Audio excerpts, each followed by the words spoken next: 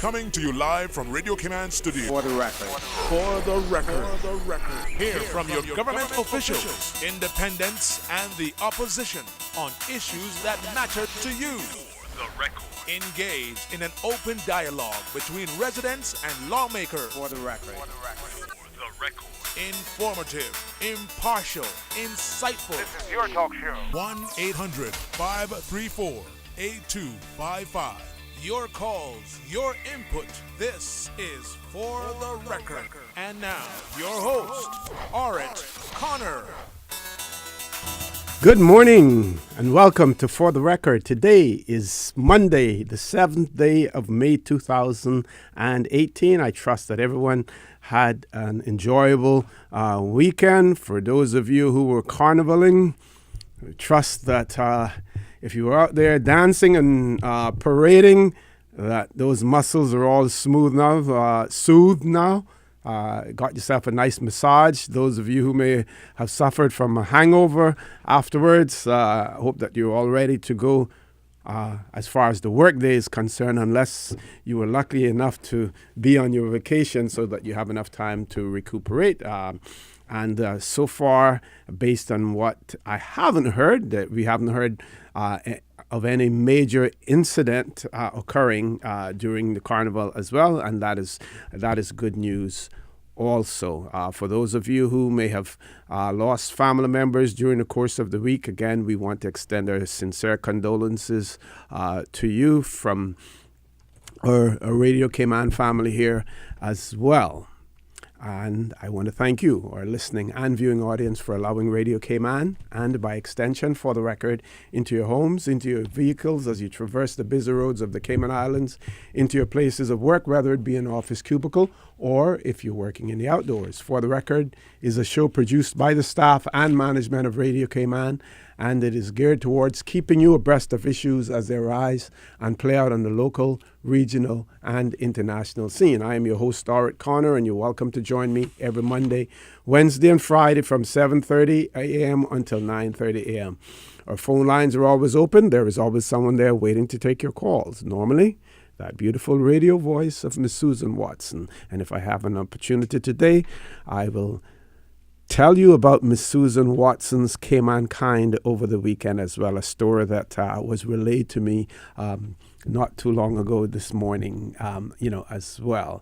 So you're free to call us on our toll-free number provided courtesy of Flo. That toll-free number, 1-800-534-8255. You can call us on 949-8037 and 949-6990. Of course, if you don't like to talk on the telephone, then you can email us at For the Record. That is one word, For the Record, at candw.ky.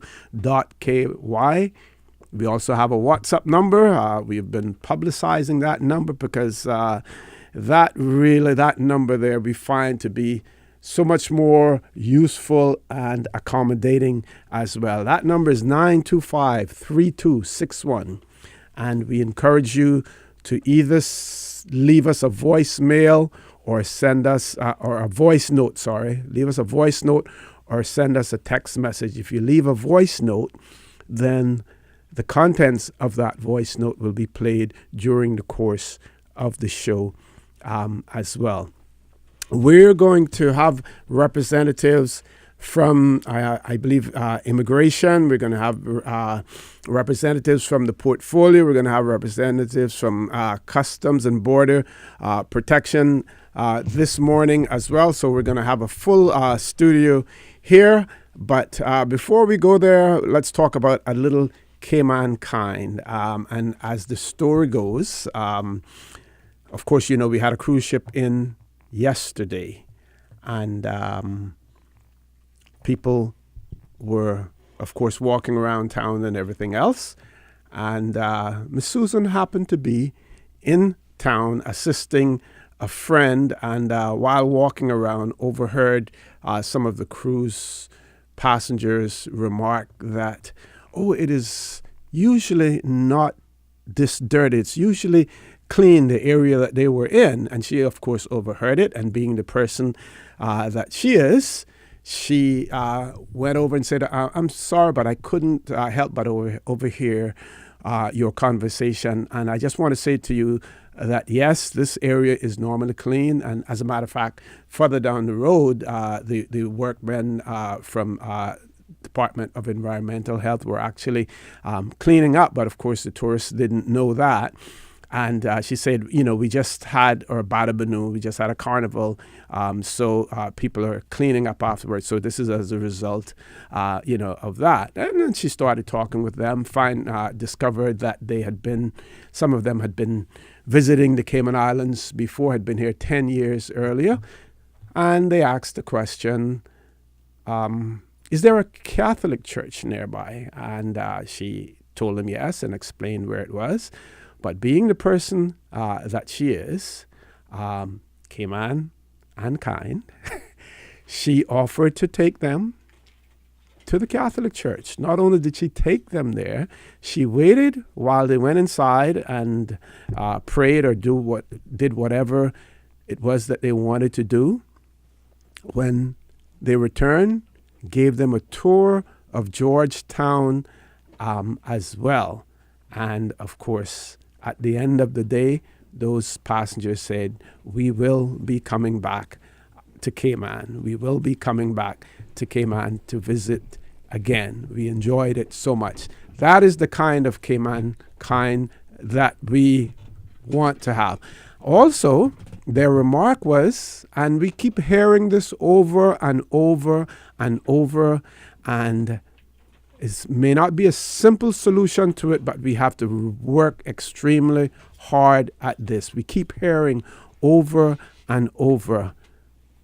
We don't get an opportunity to meet as many of the local people as we would like to. We don't see them on the front line. We don't see them driving the taxis. We don't get an opportunity. Fortunate for those persons, they got an opportunity to meet a local person, not only in Grand Cayman, but a Bracker as well. So they got the best of both worlds, Grand Cayman and Cayman Brac. But that is a good story. That is a story with a happy ending that occurred yesterday. And again, we want to say thank you to Miss Susan for her Cayman kind and for being such a proud ambassador for the Cayman Islands. I think we have two callers. We're going to take those callers. First caller, good morning. Welcome to For the Record. Good morning, O.C. How are you? Good morning. I'm fine. How are you? I am fine, but before I tell you what I got to tell you, this is Reba. Oh, yes. I said that voice can't hide. Only thing that I got scared of, and then we were going through the tunnel. And when I was staying, I said, I don't know how I can make it through that tunnel today, so they started to frighten me. I had a mind to get off and run ahead. But Sheena said to me, no, Reba, you can be all right.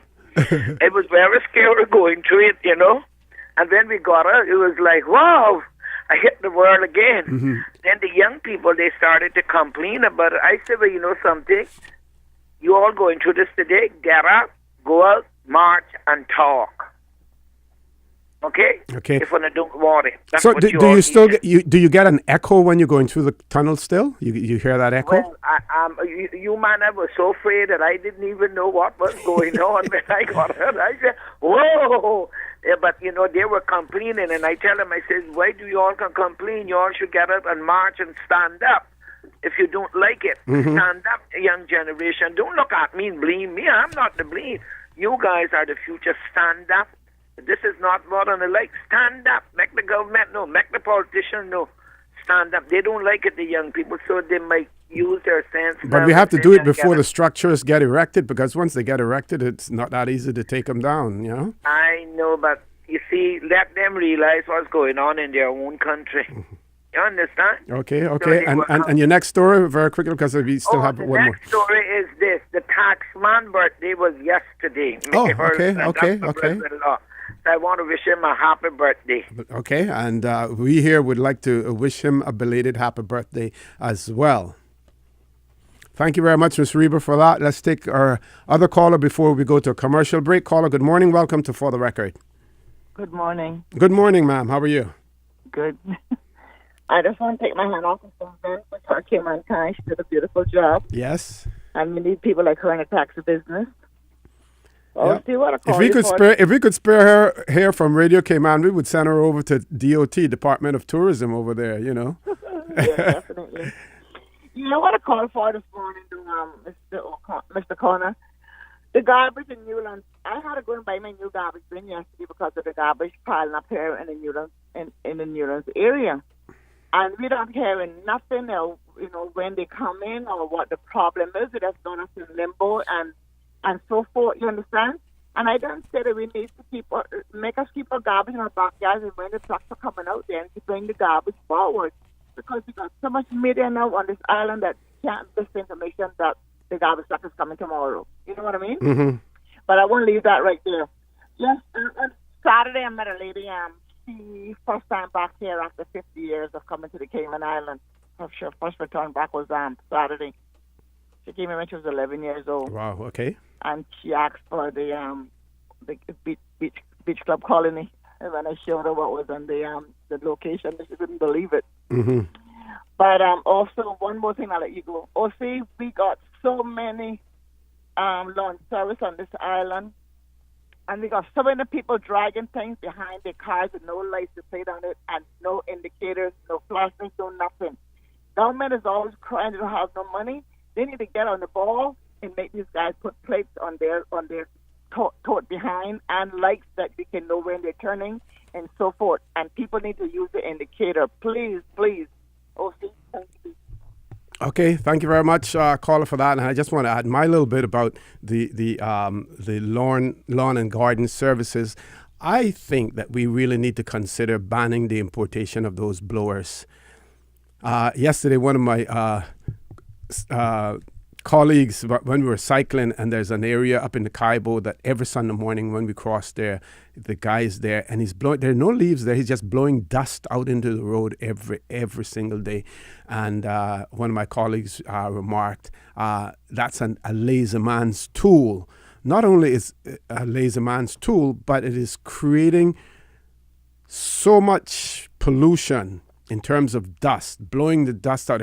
And what they're really doing is they're taking the debris, leaves, whatever, they're blowing it out into the road. That should be illegal. It should be illegal to do that. And we just the same way that we need to seriously consider banning plastics in the Cayman Islands, like many jurisdictions are doing, we need to look at this whole issue of these blowers that are blowing leaves, dust, and stuff like that out into the road as well. And we need to enforce it. We need to police that also. Folks, we're going to take a break. When I return, I will introduce my guest this morning. So don't change that dial. We have lots to talk about, lots of new stuff happening as well that is likely to impact you when you travel also. So please stay tuned for the record. We'll be back shortly.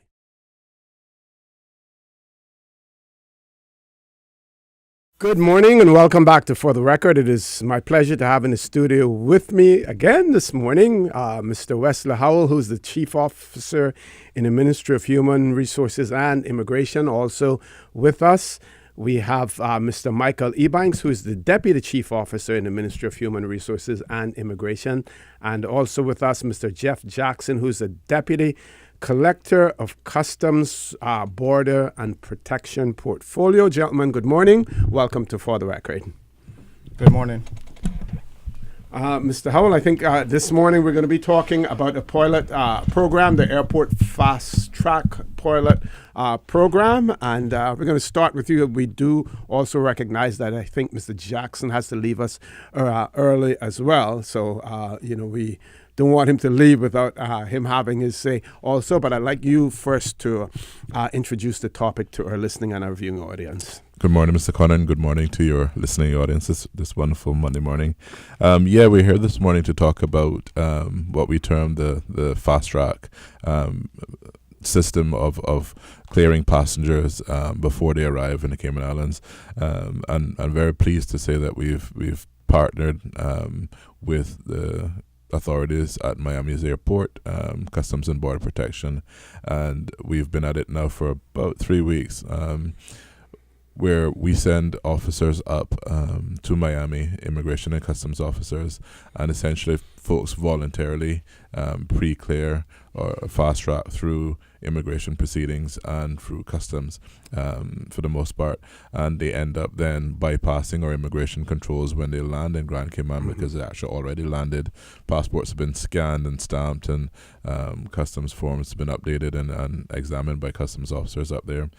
So they enter as if they're coming from one of the sister islands, and if they have carry-on luggage, they're off the plane and in the car in 5 minutes. And particularly on a Saturday when the hall is quite full with the number of concurrent arriving aircraft, it's making a real difference.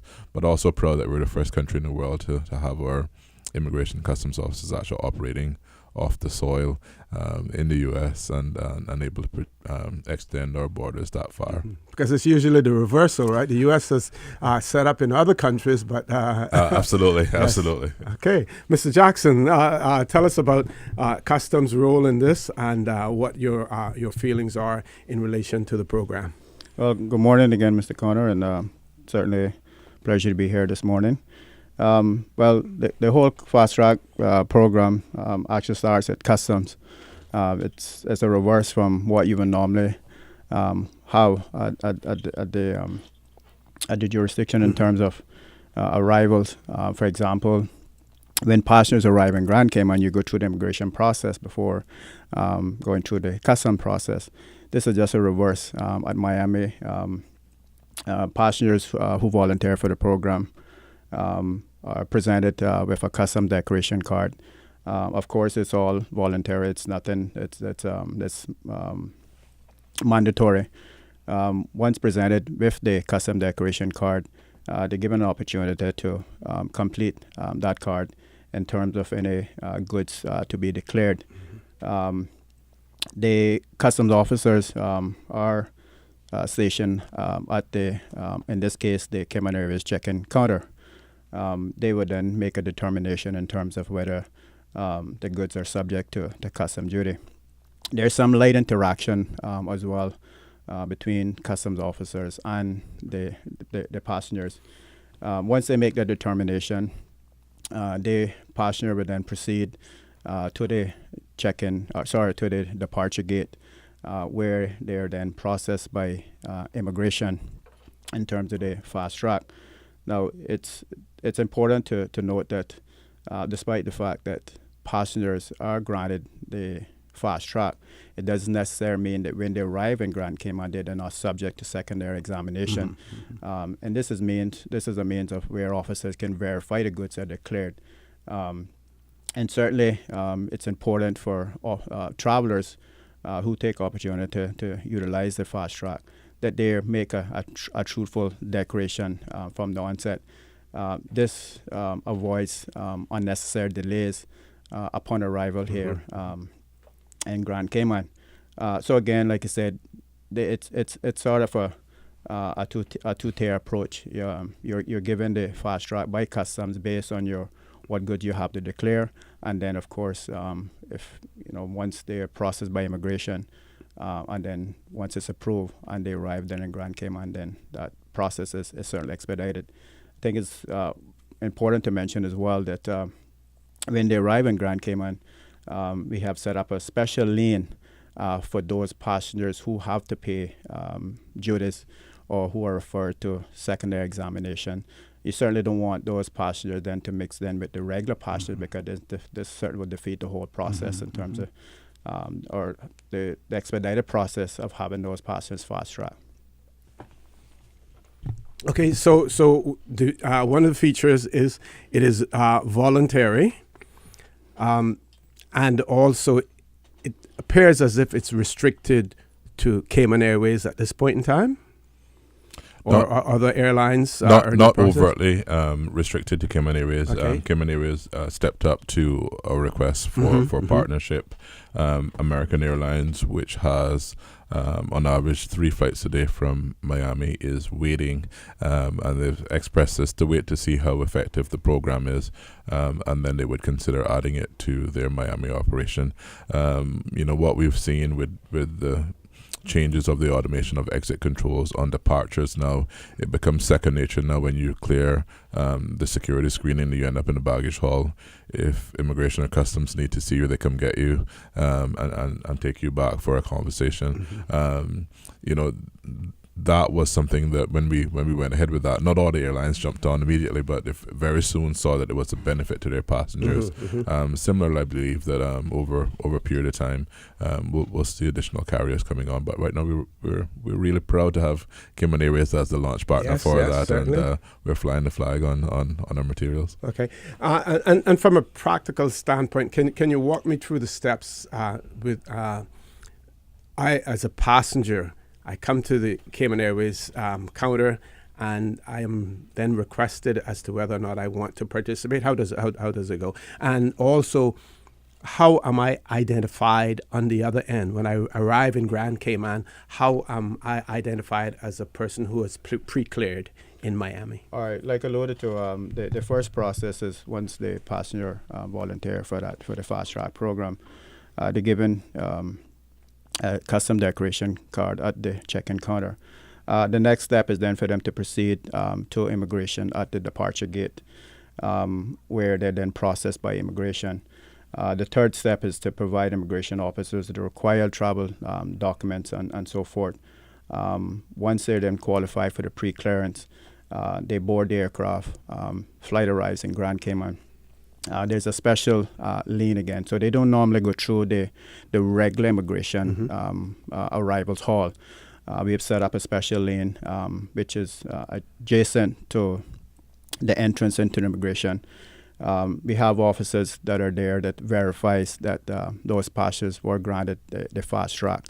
Once that verification is made, then they will proceed then to the customs fast track lane, providing there's not a secondary examination. The passengers who choose to participate in the fast track program have a differentiated customs form. Okay. So it's a different color, so we can spot them quite easily. But we then also have the quick check as well by the folks on both customs and immigration that the relevant agencies have actually stamped those forms with their instruments as they come through, and that then sets them up to be expedited through. Okay. We have about 3 minutes. I just want to give Mr. Jeff Jackson, since he's going to be departing the show early, an opportunity to make any further pointers that he may want to make before his departure. Mr. Jackson. Yes, so far the fast track program has proven to be very successful. And of course, as can be expected, perhaps when it was initially launched, we did what we call a soft launch, just to ensure that we, work out any of the kinks and the glitches in the whole, not just the system itself, but the whole process. It's been received positively by travelers, and we continue to get a lot of positive comments. And like I said, so far, it's moving in the right direction. Of course, and I know Mr. Hubble will perhaps touch on this after my departure, but in 30 days, we will evaluate the whole program itself to see where we're at, what changes we need to make, and then an informed decision then as to whether, we continue with the program. Okay, we're going to go to our 8 o'clock news now, folks. I want to remind you that I have in the studio with me the Chief Officer in the Ministry of Human Resources and Immigration, Mr. Wesley Howell, his deputy, and we haven't heard from him yet, Mr. Michael Ebanks. But we will be hearing from him after the 8 o'clock news as well. And also Mr. Jeff Jackson, Deputy Collector of Customs with Customs Border Protection Portfolio. Mr. Jackson is leaving us now. When we return, we will get into more detail about the fast track pilot program operating between the Cayman Islands and the port of Miami International Airport. Please stay tuned for the record. We'll be back immediately after the 8 o'clock news.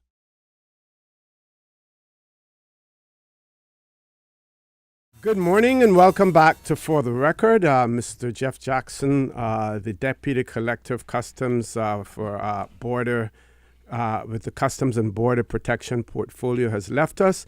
So we're left with the two of the movers and shakers within the ministry of Human Resources and Immigration, Chief Officer Mr. Wesley Howell, and his Deputy Chief Officer, Mr. Michael Nixon. Before I pass the mic back over to them, I just want to read an excerpt from a press release that is on the U.S. Customs and Border Protection's website, and that article is entitled "Customs and Border Protection and Cayman Islands Partner for Airport Fast Track Pilot Program," and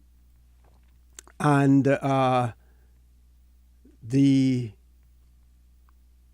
Customs and Border Protection representative is quoted as saying, "This pilot is an important element to address our international engagements, particularly with partners in the Caribbean." And that's a statement made by Todd C. Owen, who is the Executive Assistant Commissioner for Customs and Border Protection Office of Field Operations. And he also says, "With this agreement, we can enhance aviation security, detect fraudulent documents, and facilitate air travel between the two countries without inhibiting legitimate, lawful travelers." And I'm going to ask Mr. Ebanks if he can expand on that, or at least talk about the comments that were made by Mr. Todd Owen. Absolutely, Mr. Connor. Good morning, and to the listening audience, good morning as well too. Mr. Owen is one of the more senior executives with U.S. Customs and Border Protection, and for those of us who know, Cayman has a long and healthy relationship with the U.S. government, in particular on our border protection and security side of operations.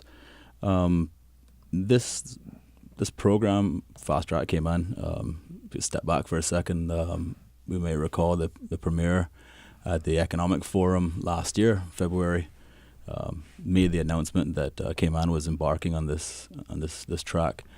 And from there it evolved. Intergovernmental discussions helped move this along.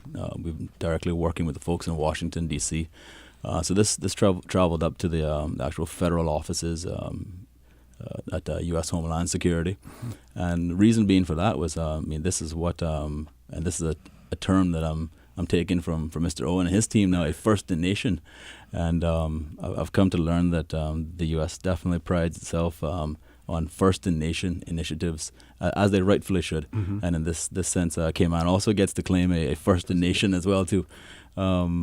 But this went right to the Washington office, and I must also thank our governor's office here as well too for helping to facilitate the discussions at that level as well. But really what Mr. Owen is speaking to is the fact that this has evolved not just over the last year, but it is a representation of our very strong relationship with the United States government.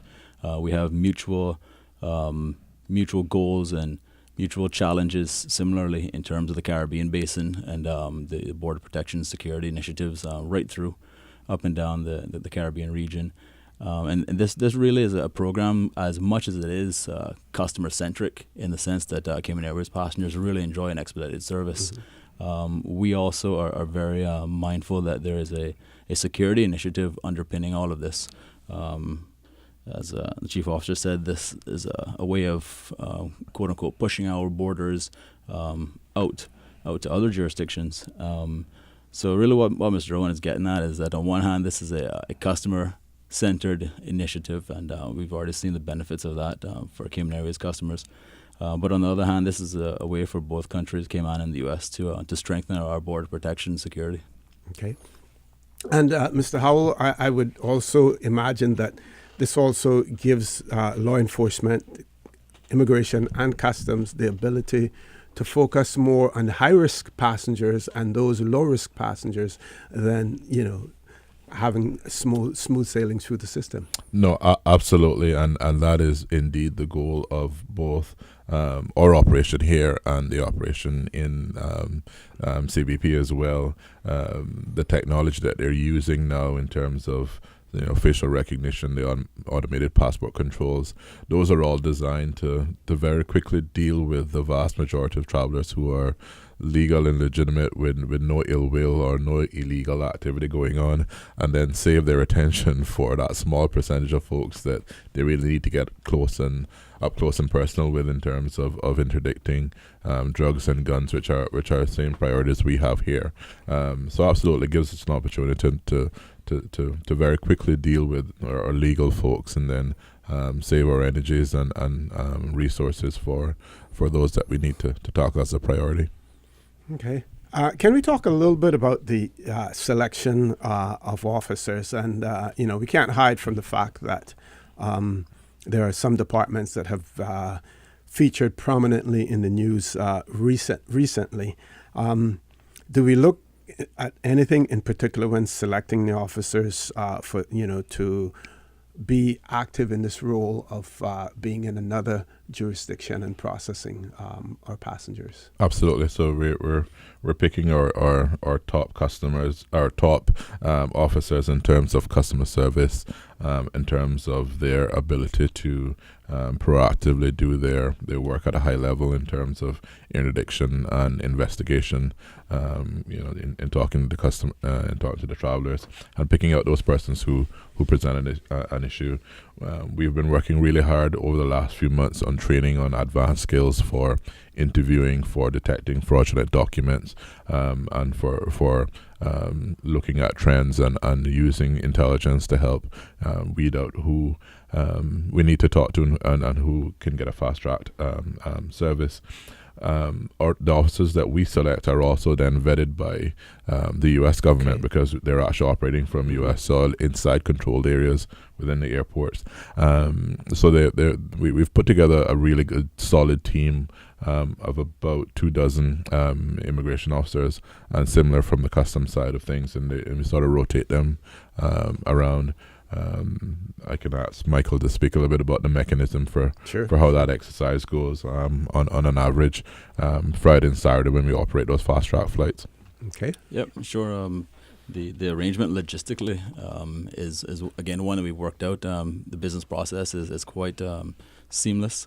Our officers are transported up to Miami Airport, sort of the beginning of a shift, for example, via Cayman Airways, and they set up. They take their very tightly controlled electronic equipment and other equipment necessary for the processing of individuals.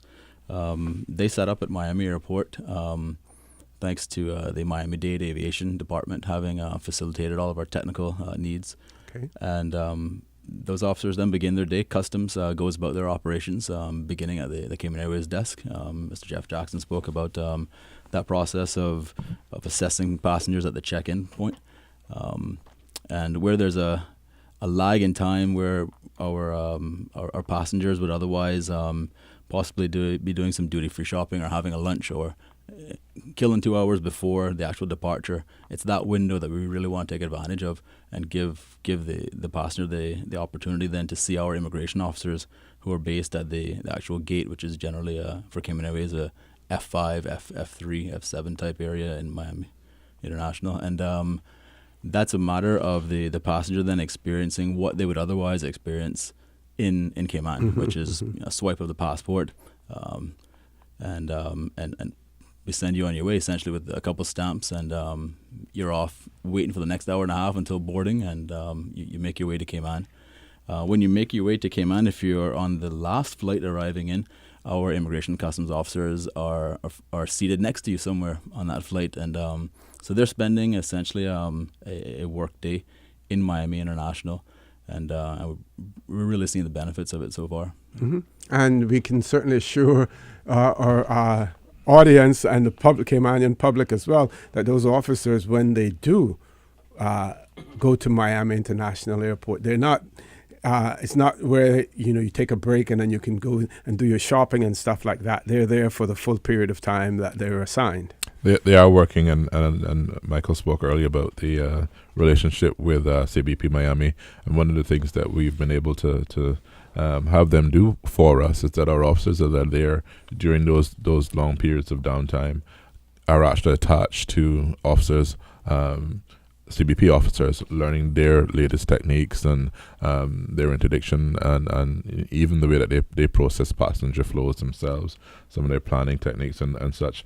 Miami is one of the most busiest ports as far as airports goes, and way up there for international, and I think it's tops for air cargo. So we have opportunities to learn from some of the best in terms of how to handle those massive numbers of arriving passengers and freight and do it in such a way that we can keep Cayman safe going forward.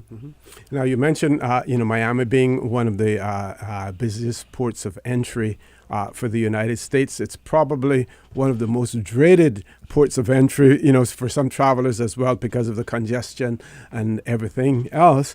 But when we return from our commercial break, I want you to talk about the Cayman Islands and what we're doing here. In addition to this pilot program, what we're doing in terms of the use of technology and everything else. We have an expanded terminal and everything. What we're doing now to make passenger travel much more convenient and enjoyable as well. Folks, please stay tuned for the record. We'll be back shortly.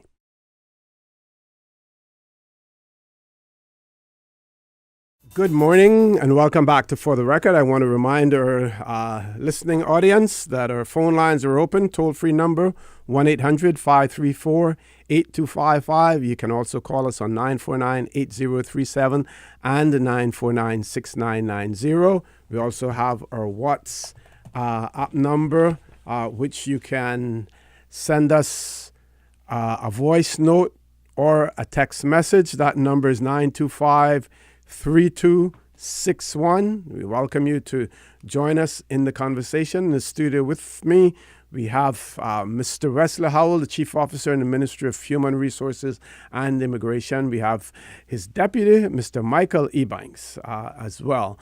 Before we went to the commercial break, we wanted to talk about the things happening on the Cayman side of immigration as well, with our airport terminal being expanded and renovated. And I think just recently we saw that a portion of the departures terminal had been open as well. So I'm going to throw the mic back over to my two guests with me. Mr. Howell. Thank you, Mr. Connor. So our partners at the airport have been very gracious and accommodating as we go through the growing pains of the renovation process. We are seeing that we're nearing the point now where the full arrivals hall will soon be open and available to the immigration authorities. So for those of you who travel within the last month or two, that new shiny area that you see is about half of the available space. So when that is done, we would be able to accommodate additional passengers within the hall so that they're in air conditioning and such as we deal with the clearing of their them through the immigration controls. We do have funding this year for a pilot project on automation at the airport. Again, for those of you who have traveled through Miami on an inbound flight, would have had an opportunity, likely had an opportunity to use what's called an automated passport control machine. So that's a machine that reads your passport, takes your photograph, it prompts you for questions. You can select your answers, and then it's connected to the back-end risk databases in terms of what checks need to be done pre-arrival. If you get an X, you go talk to someone because you have something that requires some further discussions. If you don't, then you get this expedited process where you are through the immigration controls, and it's actually a combined immigration custom control, and you're out to the baggage hall and outside. Our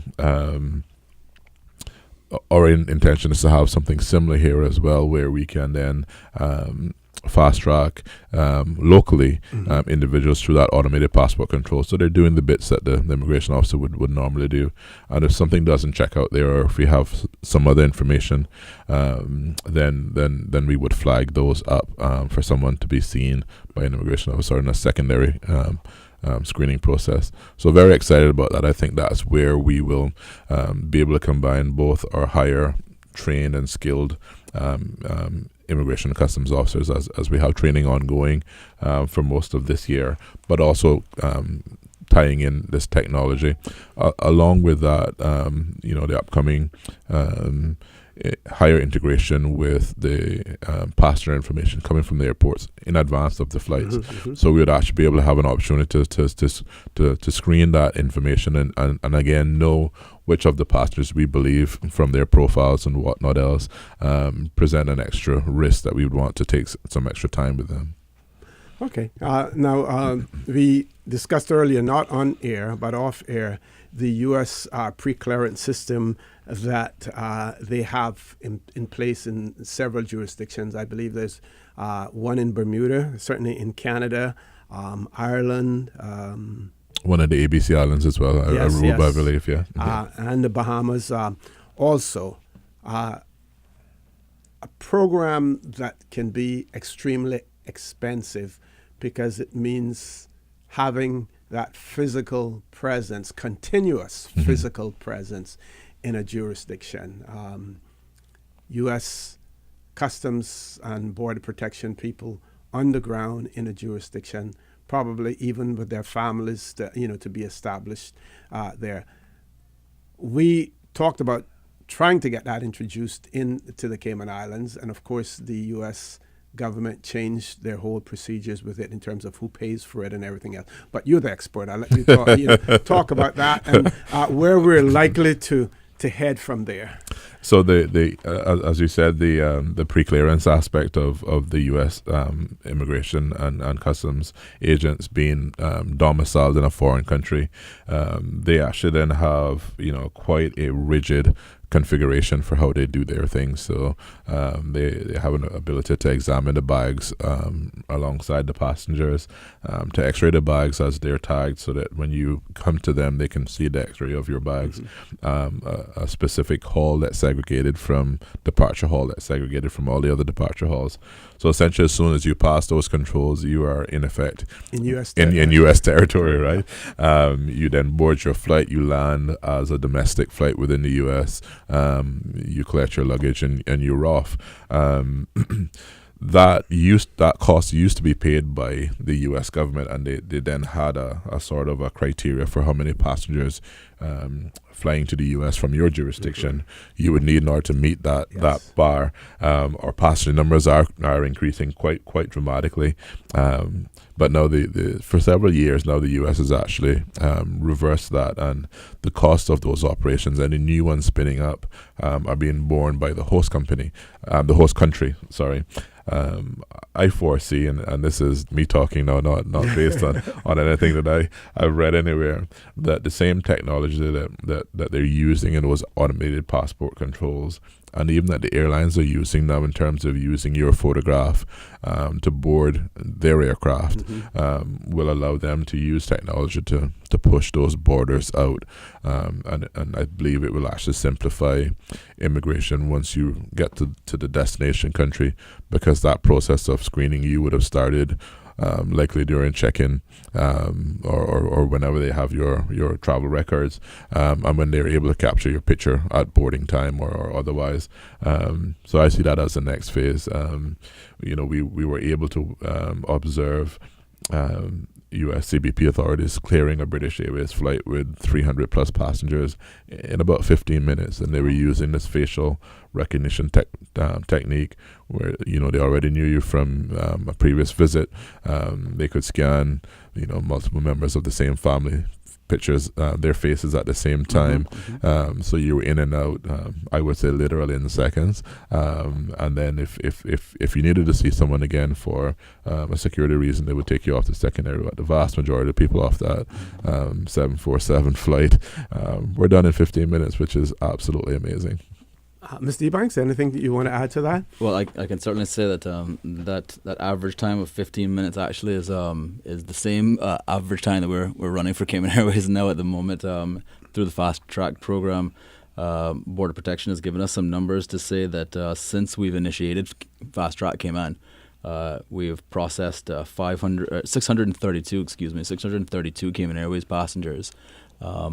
And that's over what period of time? And that was since we did the soft launch on April 13th. Okay. And that is through until this weekend, May 5th. So during that period, we've managed to fast track 632 Cayman Airways passengers out of Miami, direct to Grand Cayman. And the average processing time for clearing those flights has been 16 minutes. So that certainly is a positive customer experience. Is one that we've gotten fantastic feedback on as well too. But yeah, it just goes to show that Cayman is like those other jurisdictions. We are competing essentially on the security front as much as we are on the tourism front, and the two are sort of complementary to one another for sure. And we recognize that. So does Cayman Airways, and by extension, so does the U.S. authorities. So. Okay. And the feedback that you have been getting in relation to people's acceptance or willingness to participate in the program, what are we hearing? It's been excellent. I mean, I think we would be approaching 100% on each of the flights if it were not because we stop processing when boarding time starts. So individuals like to go get their duty free and do a bit of shopping, a bit of walk around. So they're coming to the gate as soon as they hear the first call. But we also pack up as soon as we hear the first call. We've had one flight over that period that we've cleared 100%. Most of them are high 90-odd% of passengers voluntarily coming up and signing up for this. I was here on the ground to meet the first official flight coming back with the media, and it was smiles all around. People, even some of the travel professionals were saying this is absolutely amazing to have them enter through a door that completely takes them, bypasses Immigration Hall. They go through customs. If they have carry-on, they go to the green channel at customs. Nothing to declare, nothing over their duty-free limits. They're outside and waving on a taxi or grabbing a lift with their person to pick them up in 5 minutes. So that's what we aim to do. And like I said, I believe that through the use of technology in the coming months and years, we'll be able to supplement those officers running off to all our jurisdictions by having machines, in or out the departure area, allowing folks to do that bit of paperwork with us, and for us to proactively do those checks before they get here. Okay. Now, there has been a lot of talk about the fingerprinting system, but it would appear to me, based on what we're hearing in terms of the use of more advanced technology, because it is one thing to have a fingerprinting system, but you have to have something to compare it against. Absolutely. If you can take my fingerprint, but if you're going to use it for something, you have to have something to compare it against. Are we likely to see less emphasis in that area later on, and more emphasis in the use of more advanced technology? I'll leave that question hanging. We'll take a commercial break. When we return, that's the topic that we will talk about.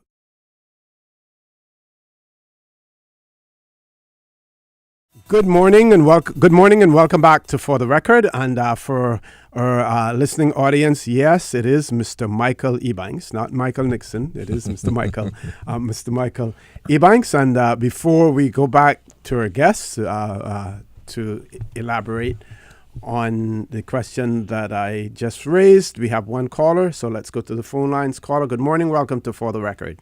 Hi, good morning, Osteen. Good morning to your panel. Good morning, ma'am. To the Cayman Islands. I want to, first, a couple of things. I've heard good comments about the immigration customs and coming out of Miami. The fast track, yes. Uh-huh. Yeah, fast track. I've heard some good comments about that. So thank the two officers there for allowing their folks to go up there and to, make Cayman proud. Also, you touched on something this morning about the blowers. The blowers is a problem. In the morning, coming up on West Bay Road, a lot of time you have to drive with your windows up. If you want to enjoy some cool breeze, you have to make sure in certain areas that you have your windows up, because if not, you're going to get full of dust.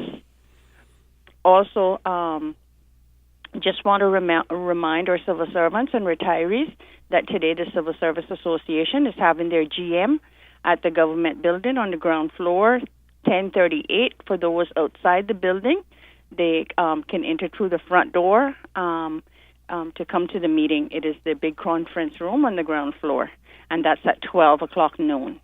And lunch will be provided. Okay, and this is for your is this an AGM or just a general? No, GM. Just it's a GM, general meeting. Okay. And also, I want to just call in and wish my dad, Mr. Joseph E. Banks from West Bay, a happy birthday. He's 94 years old today. Wow. We want to wish him, Mr. Joseph E. Banks, a happy birthday too. Thank you very much, and you all have a good day. Thank you very much, caller. For that. Okay, back to Mr. Michael E. Banks. Mr. Connor, you're alluding to sort of the evolution of artificial intelligence and biometrics, and sort of the role that that science plays in border security, border protection, and facilitation of travel. That space is rapidly evolving. There's no doubt about it. There's a number of countries now that are in the sort of advanced piloting phases of using biometrics to facilitate the process from check-in through to boarding, in fact, and reducing your contact with an actual physical officer unless necessary. In many ways, the use of facial recognition, which is the direction of the of that space, is outpacing the reliance on fingerprints. The provision of fingerprints to the government is often limited in relation, usually to law enforcement purposes, but on a number of different fronts, we were providing our photograph, whether that be for a passport or a visa or a driver's license. Many of our day-to-day sort of interactions involve some kind of photograph. So we have a number of databases with photographs that already exist. There's an element of interoperability among systems to make sure that we can draw from those various databases, and we see a number of jurisdictions who are doing exactly that. They are using facial recognition as the key biometric to cross-reference the passenger who is stood in front of the camera at border security against those various databases, and then they take a match relative to a certain percentage, 80%, and we're satisfied with that. The person in front of me is who they say they are. And we've embedded that technology then with our passports, our e-passports. So the combination of e-passports, biometrics, and security is certainly hand in hand and the way forward. I would imagine that if Cayman as a jurisdiction is looking forward, then we are definitely looking at biometrics and how we can utilize biometrics to help facilitate not just the passenger experience, but to make sure that our security is also enhanced as well. Okay, sounds great. Now, again, this is a pilot program in along with Miami International Airport. So authorities in Florida to a certain extent, but the federal government. We have direct flights from, say, New York. Is it possible that we may be looking somewhere down the line at other ports of entry or exit? Thank you, Mr. Connor. It is possible. You read a name out there earlier, Mr. Todd Owen. When he came down, in reviewing his bio, realized that his staff levels were 29,000 officers across CBP. So I kind of put in scale that, the gentleman who's responsible for CBP essentially across the U.S. and around the world was the one coming down here to sign an MOU with us. But that also goes to say that this isn't just a Miami exercise, and that the head of CBP U.S. signed the MOU. Miami was a natural choice for us because that's where most of our flights originate and into Cayman, and that's both from a Cayman Airways and a American Airlines perspective. But yeah, some of the other areas where we have higher numbers of flights, that would be an opportunity to look at. Also, great opportunity for us as well is if we can work through the business processes and the workflows to utilize smart technology in some of those places where we may replace the two officers with two machines with the ability to read the passports and grab that photograph and ask the questions that we would normally ask here.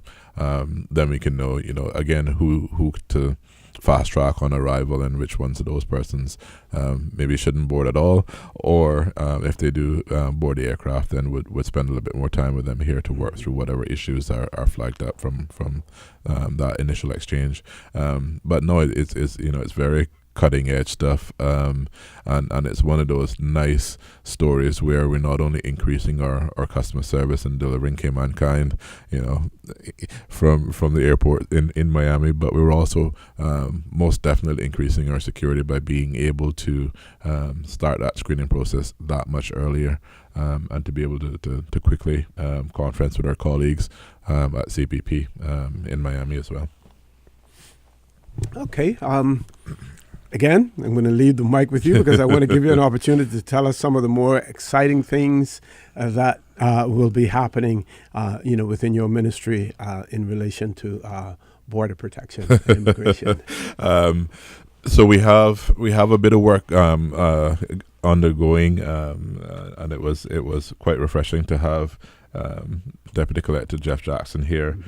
So as you would have known from our previous visits, we have the ongoing work towards a joined up Cayman border force with the immigration and customs folks essentially sharing a role on border intelligence, on security of our borders. So it may well be that we have one person, we'll definitely have a common uniform across the agencies, but we'll have folks cross-trained in such a way that one person can deal with you in terms of your immigration questionnaire, and then also question you about your customs declaration side of the business.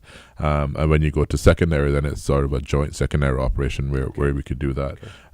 We've seen that Canada, we've seen that sort of Australia, in the US for sure, and in the UK.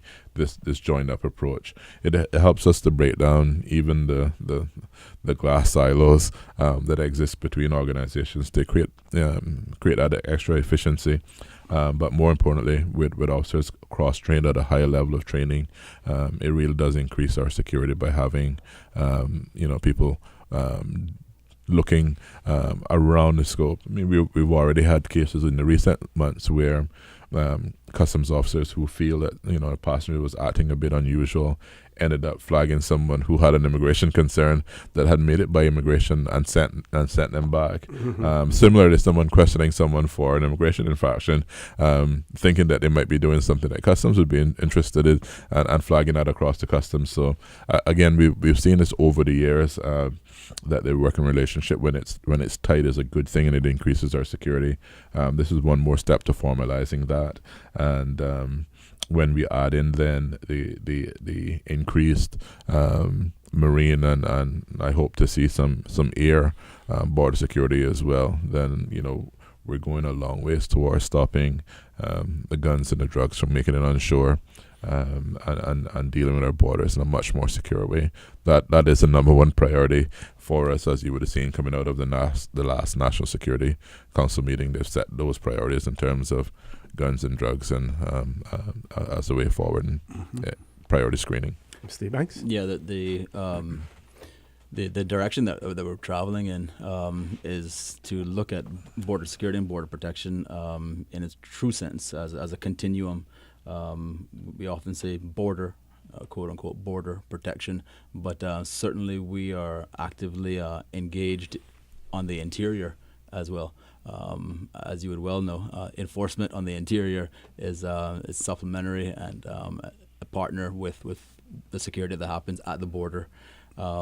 So we're it's not lost on us that that border security is certainly something that extends beyond the Cayman Islands jurisdiction. It includes our physical borders, and then it travels straight through to the interior as well. And in that regard, we have built some solid partnerships, not just internationally, regionally as well too. And last but not least, of course, locally, whether that be immigration partnering with customs, as we just mentioned, the RCIPS on the police front, as well as some other enforcement partners, including Department of Labor and Pensions, Department of Commerce and Investment.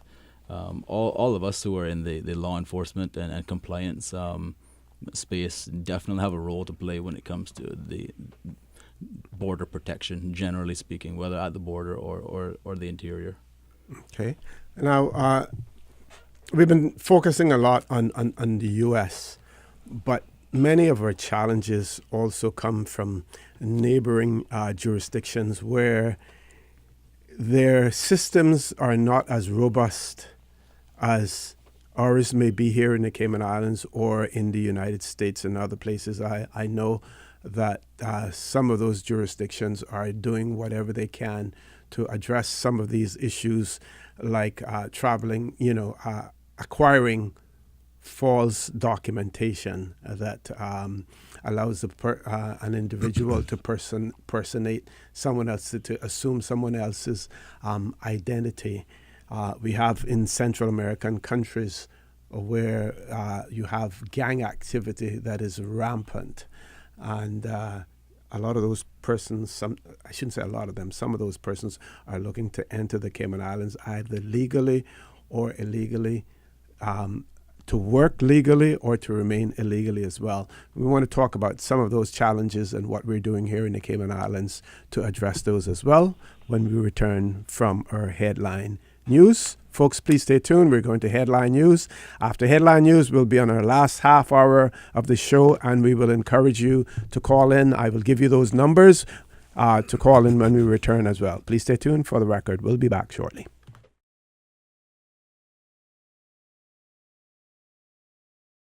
Good morning and welcome back to For the Record. Again, I'm going to give out the numbers for you to call in if you so wish. 1-800-534-8255. That one does not cost you a dime. That's courtesy of Flo. 949-8037, 949-6990. Our WhatsApp number is 925-3261. 925-3261. If you call 949, you're going to get someone else, not us. So 925-3261. You're welcome to call. One of our listeners wanted to know about a non-family member child traveling, accompanying another family, or even a family member, and you're not the parent of that child who is a minor. What is required? Are they required? Should they have some documentation, a letter authorizing them to have the child travel with them? What is the expectations of other jurisdictions, in particular the United States, in that regard as well? So, thank you, Mr. Connor. I can start probably a little bit broader than that as well. And we have, as part of the automated checks that we do on departing flights, we have lists, including court lists, in terms of children who are not allowed to leave the jurisdiction without the written, sometimes court-approved consent of a parent, and sometimes both parents if the child is living in, say, in a foster home or something such. The traveling of individuals, we're now getting to summer season, and we have some individuals going off on summer trips, field trips overseas and whatnot. The schools have it down to a science in that they have their permission forms signed and countersigned, and that same sort of expectation again would be particularly for younger kids traveling with family members, but particularly again those that don't share the same name, but they would then also be required to present those documents to foreign authorities upon request, to ensure that we're not having a situation of human smuggling or child abduction happening. So those are things that are taken quite seriously here and around the world as well, particularly on the U.S. side of things. So yeah, those written permissions, I've even seen them with JP's signatures and those sorts of things, to ensure that the proper authorization is given with copies of the parents' travel documents and those sorts of things. Yeah. Okay, and similarly, that would obtain to two persons who are parents of a child, but those two individuals are not married. Absolutely. And one person wanting to travel with the child. And in those instances where there may be a court order, and you have documentation showing that you have joint parental custody, those documentations would be helpful when traveling with the child also. No, absolutely. And I think it's for the listening audience, if anybody is in that situation, it's imperative that they know that I exist.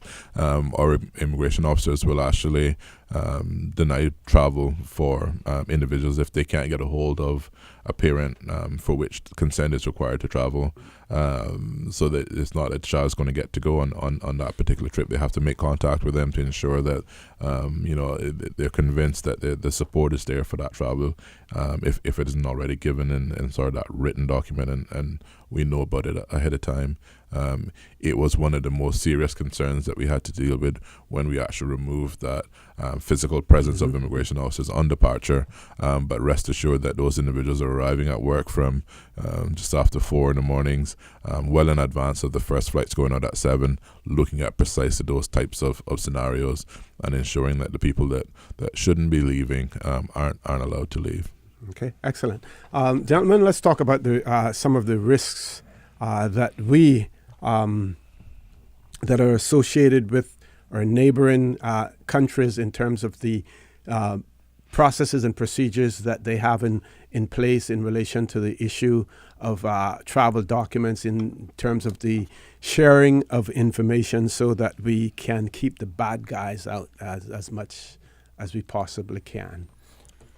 Sure, happy to take that one. There's a number of different risks that we share in terms of challenges across the region and internationally. Just recently, we had our counterparts from the Jamaican Passport and General Registry, a team came over, and we do work very closely with the Jamaican authorities, particularly on law enforcement matters. And in this case, it was about addressing a known risk of travel document fraud, identity theft, and sort of other illicit criminal activities that folks are using to bypass the Immigration and Customs Control. Like I said, the evolution of passports and the use of e-passports and biometrics certainly does help to cut down some of those risks. But there are instances where, without the reliance on biometrics, for example, it is a challenge where folks will perhaps be deported from the U.S. They'll enter their home jurisdiction, go through a process on a black market, for instance, of acquiring a travel document and arranging with the right organized criminal syndicates to obtain travel documents fraudulently, and they will present themselves at our border or another neighboring border. And so it really comes down to a joint effort, and it's of no surprise that we work very closely with folks up and down the region and internationally, extended outward to UK Border Force. And the idea is that we can't do it alone. This is a collaborative effort in terms of international border security. And so the more opportunities that we have to work with, whether it be our counterparts in Jamaica or our Joint Regional Communications Center, which is an intelligence hub for CARICOM, based in Barbados, or CBP, U.S. Homeland Security, UK Border Force, whoever it may be. Our goal is to make sure that we're collaborating with the right folks to defeat, as you say, the bad guys, and keep those of us who are here and who legitimately want to come to the Cayman Islands safe in that process of traveling through the border and enjoying themselves while they're here, and certainly on the return exit as well. Excellent. Thank you very much for that. We have one caller. Let's go to the phone lines. Caller, good morning. Welcome to For the Record. Good morning, gentlemen. Sorry I missed good morning, caller. Morning. Hello? Uh, Can you hear me? yes, I'm hearing you now. Go right ahead. Okay. Sorry I missed most of the show, but I'm glad to hear Mr. Howell on there. He's always heading up some good stuff. I never had to deal with the issue of a youngster traveling with someone else before, but is there a checklist available from the appropriate authority which a citizen could download and see step by step that in such and such a circumstance, these are the documents that you need to have before you get to the airport? And secondly, before you get to the airport, is it possible to contact whoever it is heading up the screening process and present your document so that when you do get to the airport, there is no issue? Okay, gentlemen. I want to thank the caller for his usual insight. He asked a question that I don't know the answer of to, but immediately, but I will check and verify and get back. And if it isn't there, it should be there. I do know that children traveling between some of our regional jurisdictions require apostille services, which is a step above the notary and a JP process. But I will check into that, and if it isn't available on our immigration website, then I will ensure that it's there in short order. Really appreciate that. Thank you. Thank you very much, caller, for that as well. Throw the mic back over to you, Mr. Howell. No, thank you, Mr. Connor. So again, we were discussing the regional reach. So the criminal element has no borders. They operate very fluidly. With our partners at JRCC, we were able to share information and intelligence along with organizations like Interpol, who are essentially set up to deal with issues like stolen passports and fraudulent passports and those sorts of activities. So by going beyond what we know within our systems and being able to tap into the sort of shared knowledge from around the region, we were able then to participate in and enhance our own security by dealing with others. So our little island here has been able to interdict individuals who are trying to make it through our shores into Central America to then make it back up to the U.S. after having been deported from there. And those persons are being caught and returned back to their countries. And also that information now is being fed back to our colleagues around the region so that they're aware of what the trends are and what to look forward to. So if we catch it first, we give a heads up. If somebody else does, they give a heads up. So we're all able to raise our level of awareness and interdiction based on what's going on. Okay. Again, staying on that subject, people, and the most recent one would be the Marlon Crowe person say, oh, but they deported him. How was he able to come back? How couldn't they tell that he had been deported from the Cayman Islands? Well, if you come through non-conventional means, yes, then you have no way. You have to then rely on intelligence to know that the person is in the jurisdiction and then do what you need to do to successfully apprehend the person, which is exactly what you did in this particular instance. So you can have all the information that you want about having deported someone, but if they're going to return through unconventional means, then there's no way to control that as well. I'd like you to talk a little bit more about that when we return from this final break of the morning as well. Please stay tuned. For the record, we'll be back shortly.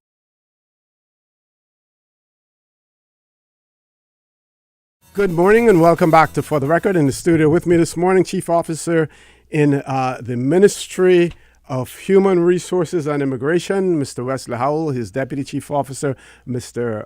Michael Ebanks, not Michael Nixon, Mr. Michael Ebanks. And I posed a question before we went to the commercial break in relation to unconventional means of entering the Cayman Islands, where they don't expect to see an immigration officer or a customs officer. Not only do they expect to, they don't want to see one, as well. Thank you, Mr. Connor. It is a real problem, and it is one that I'm proud to say that we're being able to tackle through our interagency support. So where we have information on persons, we are able to share that information amongst our teams, immigration, customs, and the police. And as you can see, that particular individual, Mr. Crow, was actually interdicted using a combination task force that was police, customs, and immigration. We're surrounded by water, and folks do tend to make it on shore. When they come in with their other illicit activities as well. That is the driving force behind the Cayman Islands Coast Guard, and then being able to deploy assets, sea and air assets on an intelligence-led procedure going forward is one of the ways that we hope to reduce the numbers of persons and the drugs and guns that are making it through to our shores, and those persons then able to come on shore and present a real risk to us in terms of their criminality and especially on the firearms and the drugs. Okay. I was just going to add to that, just quickly, is that going forward, the public can certainly expect to see an obvious shift in the way that we approach law enforcement and border protection. On one hand, certainly from a more joined up operational response to crime, whether it be immigration, customs, or some other sort of legislation compliance aspect. We have great partnerships that we are strengthening all the while with the police, customs, immigration, but also, as I mentioned earlier, working actively with our partners at Department of Commerce and Investment and Department of Labor and Pensions as well, to recognizing that where there are breaches in one particular area of legislation, there may be very well breaches in others. So the joined up task force approach is one that the public can expect to see more of as we go forward.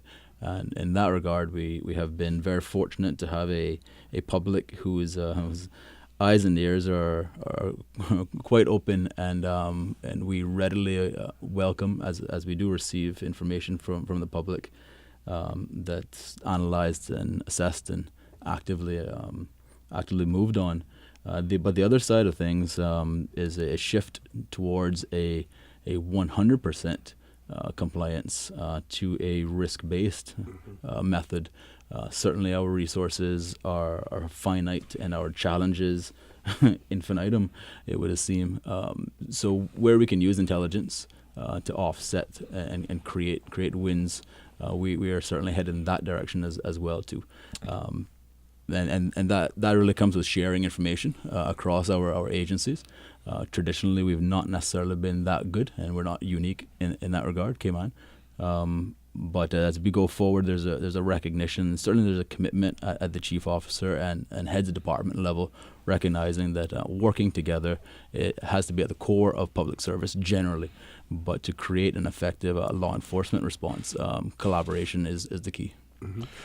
Also happy to say, Mr. Connor, that we've been listening to your show and your audience in relation to immigration enforcement and the fact that we could be doing a better job at that. And I'm happy to say that we have entered a new realm of increased enforcement action in and around the island over the last 2 weeks. Press releases, yes, the proactive work that's being done by the teams there, and that will only get better as we start to work with some of these other agencies. So if you can imagine a company not paying their pensions, so they're talking to DLP investigators on the labor side of things. They flagged their colleagues over immigration saying, I believe if they're not paying their pensions, they're probably not paying their workers, and we have some illegal workers as well, right? So and if we do that now as a joint operation, we have persons that are going and able to then deal with pensions issues, labor issues, and also whether or not they're employing persons illegally or outside of the terms of their work permit. And those types of operations are are yielding fruit. So just want to put employers on notice that it's not just the folks who are here as visitors, maybe working illegally or working outside of their terms, but if you're participating in this kind of activity as well, this increased enforcement action is also focused at you. Mm-hmm. And what can employers expect in in this regard, in terms of professionalism, in terms of the approach, in terms of the minimal disruption to their business and business processes? Of course, if they're compliant with the law, then they have nothing to worry about. If you're not compliant, then you can expect, some disruption. Absolutely. So I can say for about 4 years now, we've had a team called the Compliance Enforcement Team. They work sort of based on the data and information. So if you have all Indians and no chief in your organization, then they may think that you're trying to evade some of the immigration work permit fees by dumbing down some of the supervisors and managers and paying less fees. They would carry out their investigations behind the scenes first based on the paper trail, and then very respectfully go into the offices and make appointments and bring people into the office and have those conversations. So that's one arm of the operation, which the Joe public doesn't see very often. But happy to say over the last couple of weeks, we've also supplemented that now with the guys who look scary and actually drive some fear into the hearts of those who are not keeping our immigration laws, and those arrests that we've made. Those dozen arrests that we've made over the last 2 weeks is a testament that we're actually going about this on both arms, and I'm happy to say that our goal is to make that a sustained effort going forward. Mm-hmm, mm-hmm. And in a wrap-up segment, since the vast percentage, a high percentage of the traveling public are non-problem travelers, without any issues. Again, I want you to recap and give the good news in terms of what is happening, what can people expect here, what they can expect in other ports of departure, in particular Miami, because of the pilot program that we have in place at this point in time to make their travel experience much more smoother, much more seamless, and at the same time, what can the public to assist you in that endeavor as well, Mr. Ebanks? Sure. Going forward, we have the Fast Track Cayman, which is really the primary reason that we came this morning to speak about. Fast Track Cayman is an initial 6-month program that we will be running in partnership with Cayman Airways. And in that regard, passengers can expect that on Fridays and Saturdays, that's the KX 105 and 107 flights direct out of Miami to Grand Cayman. We have a brand new initiative, Fast Track Cayman, in place now where they can take advantage of expedited services. We have our immigration and customs officers stationed in Miami International Airport. Our customs officers will do the initial assessment of duties that might be owed to the government on arrival. And similarly, our immigration officers will be able to process our passengers at the Miami International Gate prior to departing, which means the experience is one that's positive. It's expedited. On arrival to Grand Cayman, our passengers are entered directly into the customs hall, collect their bags, and they're through the doors and on their way, whether that's to the beach or to home. We've been seeing a clearance time of about 15 minutes from landing, which is fantastic. Going forward, I think you'll see a lot more exciting initiatives coming from the Border Protection, Border Security initiatives, whether that's the Coast Guard service that we're actively working towards developing. Similarly, as we just mentioned, the public can be assured that we are actively collaborating with various law enforcement agencies, the police, DCI, DLP, to make sure that our interior enforcement is ramped up. So both employees and employers who are working contrary to any employment, immigration, or labor laws can expect that we will be actively targeting those individuals, prosecuting to the fullest extent of the law. But in the same vein, we recognize that the majority of passengers and employers and employees are lawfully going about their business, and we certainly do recognize that, and send a big shout out to all of those who are being positive contributors to our society, and we expect that where they have information that can help us to crack down and enforce the law, that they'll share that information with us, and we give an assurance to act on that as efficiently and effectively as possible. Okay, I have a question from one of our listeners, and it reads. It says, "Good morning. With the new system of border control clearance in the U.S., what happens if a Cayman Islands resident / Caymanian makes a false Cayman Islands declaration? How and which jurisdiction is authorized to prosecute, bearing in mind they are still in U.S. territory?" That sounds like a question that we had off the air before we went on air this morning as well. Thank you, Mr. Connor. It is an excellent question, and the way we operate our officers in Miami is that they're there as the guest of the U.S. authorities, because the process is voluntary. We don't need powers to do that. So if it is an issue that is of interest to the U.S. authorities, then we would hand over those details to the U.S. authorities to deal with. If it's a matter against the Cayman Islands government, then we would deal with that individual at home. So we're not able to effect an arrest in the U.S. We can recommend that they're not board and leave the concern in the U.S. jurisdiction. Or if it's serious enough and we would want to deal with that here, then the person could travel through and then be dealt with once on arrival. But again, if it's something that the U.S. authorities would have an interest, if they're breaking U.S. law as well, then CBP would deal with the arrest or the investigations on that side. Okay, we have one call and I have a WhatsApp as well, so I'm hoping that we can accommodate both before the 9:30 dateline. We may just go over a little bit on that. We'll just have to charge you a little extra for this morning. Caller, good morning. Welcome to For the Record. Good morning, you fine gentlemen. Hello? Good morning, caller. Good morning, sir. Yeah, good morning, you all. I want to commend you all on what you're doing. Both of you gentlemen from the government. But what I want to ask is, where did this directive came from? Is it coming from Mr. Trump? Because I am very elated to hear that you're actually going to put enforcement out there on the street and check these projects and make sure that people are paying their pension and insurances and health insurance. But that was a joke, sorry. You guys didn't laugh about that one, but to me it was a joke.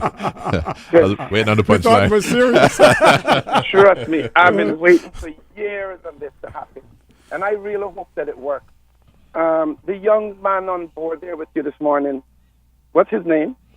That's Mr. Michael Ebanks, Deputy Chief Officer. How do you know I wasn't talking about you, Mr. You could have been talking about me, right? Good morning, sir. Michael Ebanks, you say? Yes. What a man. I really need to meet that man and speak to him at some point. Anyway, I know you have other ones you want to Okay. from. So Thank you very much. I just want to thank you all. Thank you very much. And you're doing a great job. Keep up the good work. Thank And you I'll for be those contacting kind Mr. Michael. compliments. Thank you very much. Thank you, sir. You all have a great day. You too. Bye-bye. Okay, very, very quickly, so this one says, good morning, Mr. Connor. Thanks for the valuable services you provide to the public. I should appreciate confirmation/explanation on the following questions. If I have a child who was born in the U.S. in 1979, and this may be children then, born in 1979 and 1982, who were recognized as Caymanian. Both parents are born Caymanians. Upon reaching the age of 18, these children were processed by immigration and granted Caymanian status. All fees were paid and a letter received from immigration acknowledging them as Caymanians.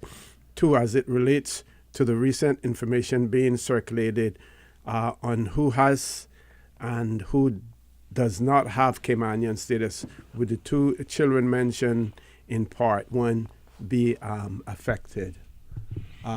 If they have a letter stating that the children have are acknowledged as possessing Caymanian status, if there is, I believe that there's a phrase in there that says, talks about loss of status upon reaching the age of 18, and if they haven't been here for 7 years immediately preceding the 18th birthday, then they have to apply. They have to look at what the actual letter states. Absolutely, and that sounds like a right to be Cayman as a child as of right. So I'm not sure that the stay even comes into that place. So yes. Just want to reemphasize that the acknowledgement process is not a requirement for you to prove that you are Caymanian. If you desire or want to have that, then it's a facility that's available to you. If you're Caymanian as of right, it's a free service. If you have it through entitlement, it's a $50 application fee. Yeah. There's no rush unless you need it for something other for some other purpose. And it's been in the law for eons now. Yes. But again, yeah. So no concern around having to rush through to get those documents. It's not qualifying you as a Caymanian. It's actually just recognizing a fact that exists and giving you concrete proof that you can then share with other people. As I was sharing a bit earlier during the break, my father was reminding me that there were more cars on the road on Sunday morning than they were driving around in the early 1960s, before I was born at Georgetown Hospital. Those days, it was easy to know who was Cayman or not because you knew everybody. We don't have that luxury now. We're a much larger country, and some of the Caymanians we don't recognize by face or name anymore. So, increasingly relying on some form of documentation to prove that fact. But it is a fact that we're recognizing. Mr. Howell, Mr. Ebanks, I want to thank you for making yourselves available this morning on For the Record. Folks, I want to thank you for allowing Radio Cayman and by extension For the Record into your homes, into your vehicles, as you traverse the busy roads of the Cayman Islands into your places of work, whether it be an office cubicle or if you're working in the outdoors.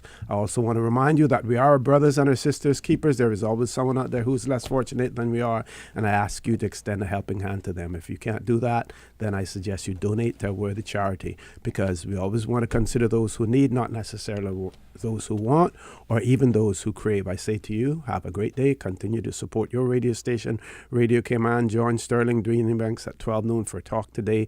And as usual, we ask the good Lord to bless these 3 beautiful, wonderful Cayman Islands. Informative, impartial, insightful. This is your talk show. 1-800-534-8255.